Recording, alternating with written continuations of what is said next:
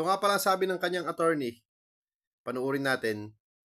No comment on the treatment, pero papatunayan namin na Filipino si Mayor Alice Go. Meron siyang birth certificate. Yung sinabi niya totoo, yung nanay niya ay kasambahay. Tignan niyo yung birth certificate, nakalagay occupation ng kanyang nanay doon, a housekeeper.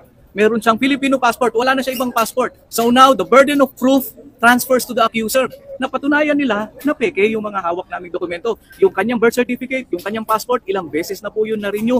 Wala ho ibang kinikilalang bansa si Mayor Go, kundi Pilipinas lang. Ayaw nga niya magsalita ng dahil kahit anong pilit sa kanya, dahil ang mother tongue niya ay Tagalog. Sir, bakit hindi raw mahanap yung birth certificate ng parents? Ng nanay in particular? Hindi, yun na yung hindi siya involved doon sa pagkuha ng kanyang birth certificate. Ang nakita niya, yun na yung inabutan niya. At yun yung sinagot niya. Buong tapang sinagot ni Mayor. Lahat ng tanong ng mga senador. Kita nyo naman lahat na binuhos kay Mayor. Pero hindi na tinag si Mayor. Sabi niya talaga na Pilipino ako.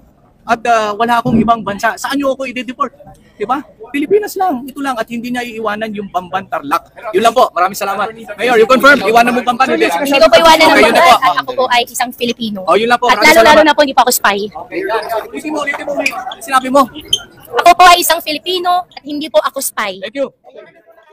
We would like to greet everyone a happy Chinese New Year. 在新春到来之际，向友好城市运城人民拜年了，新年快乐！